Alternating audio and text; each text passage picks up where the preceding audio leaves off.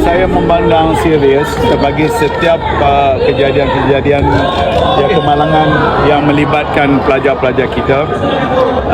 Dalam hal ini bukan hanya terlibat di kawasan UUM, dia melibatkan semua universiti. Kita tidak memandang ringan akan perkara yang melibatkan. Jadi saya bagi pihak KPT terlebih dahulu ingin merakamkan ucapan takziah kepada keluarga pelajar kita yang terlibat, yang amat menyedihkan bila saya mendapat laporan itu, dan saya telah pun mengarahkan supaya siasatan menyeluruh dibuat, dan termasuk juga dari segi syarikat prosedur dan sebagainya.